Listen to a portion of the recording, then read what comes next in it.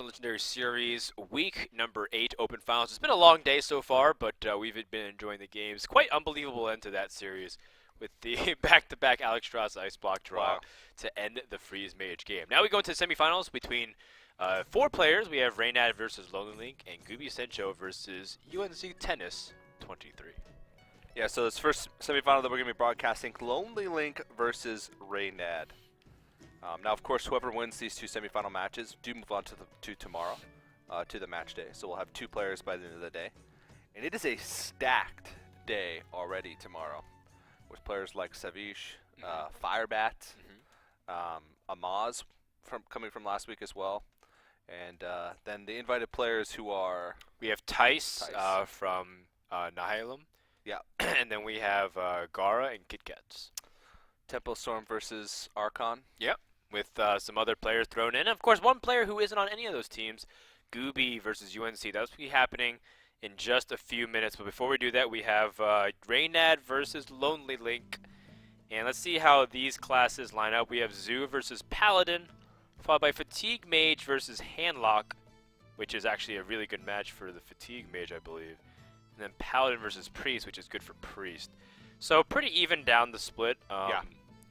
I would say that I would favor Reynad slightly here, but I think it's just a marginal edge. There's still lots of things that these classes can interact with each other, but the most important thing is I think it'll be going to the blind pick stage, and we'll see how it goes from there. Well, we saw firsthand in the last series just how quickly Zoo can tear down a Paladin, and not even with ideal draws, just with decent draws early on, if the Paladin isn't able to deal with some of the early creatures. So have to see, but definitely a solid lineup for both these guys. And no, never mind, they're both running Warlock. Other than the Warlock, it's a little bit pretty good deck diversity. Oh wow, that is a great opening hand for both these guys. One drops all across the board. Muster for battle early on is so key against Zoo, just to force them to get weaker. The weapon is pretty clutch too. Double Undertaker with Clockwork Gnomes though. And jeez, I don't know. If you can draw into like a shield second 1-mana Death Rattle. I think that was pretty good too. So that might make Reynad play Flame Imp here. And then next turn he just goes for 2 3s.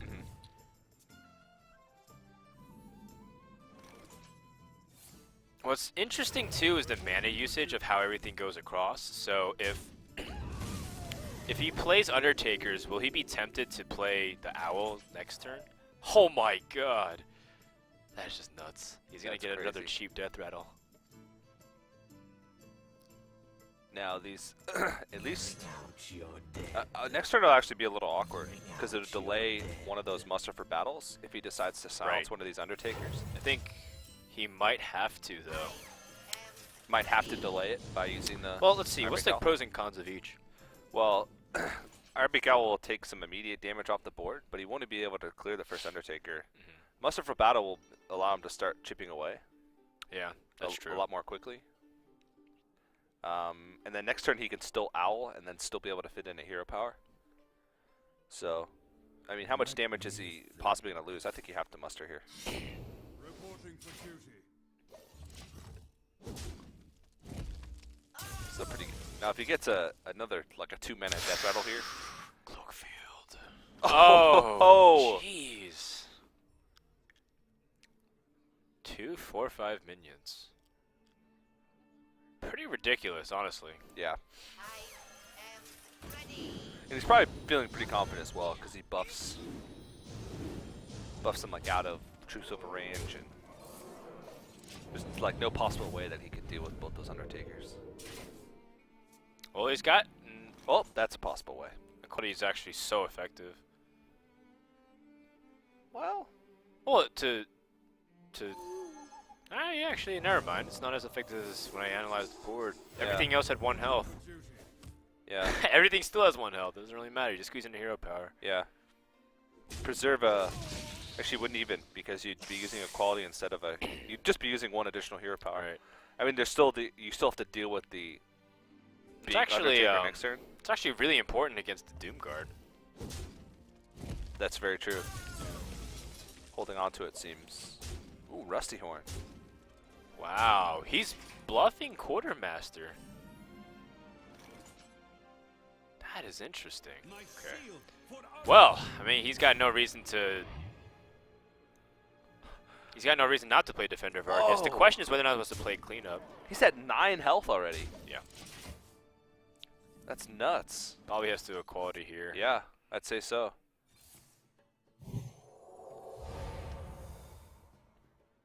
But he can't. I don't think he can really afford to clear it with his weapon. He's gonna have to use his guys.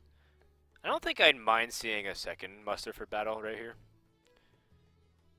Big Game Hunter also accomplishes the same thing. It puts out a pretty good number of power. It's more consistent with like the Quartermaster possibility and whatnot. Yeah, I think though you have to play Big Game Hunter to have more power on the board. Sure. I mean, you're worried about Doomguard in this situation, and Big Game Hunter would be a lot more effective because otherwise you wouldn't be able to kill a Doomguard that comes out this next turn. Well, you can, but it's painful. Yeah. Well, you would die. Right. So I think you just Doomguard and go face. It's. I mean, no. Well, He's gonna egg and Rusty Taunt. Horn. Yeah. Wow. All right. Gives a little bit of time for Paladin to potentially recover here. Sludge Belcher, a pretty good draw. Yeah.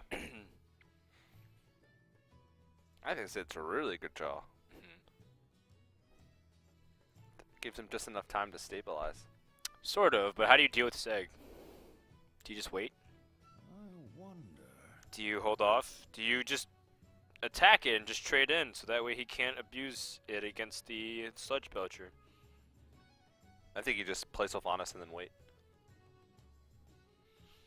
Play Sylvanas and wait. Oh, man.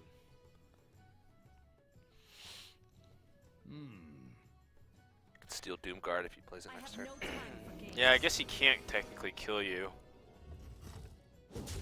So he's going to go for the kill plan. Alright.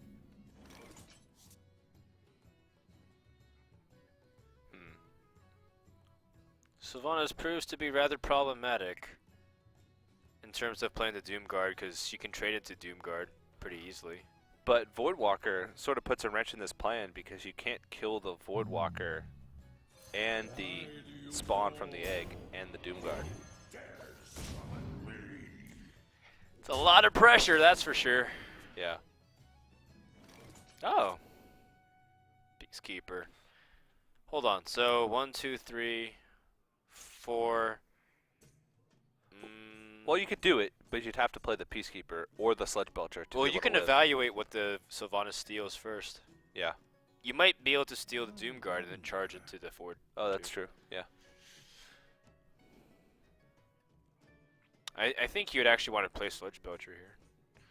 The Peacekeeper seems like something you want to draw, but I think you want to eliminate ways to die here.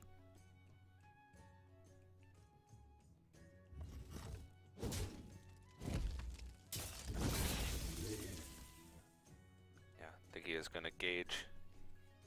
In fact, he can guarantee a steal on the 4-4, a pretty healthy one too. So that might be the best option. And then play Sludge Belcher. Seems like he's in a pretty good spot. So then Reynad would have to tap. He had to get an Iron Beak Owl right here. Very unlikely.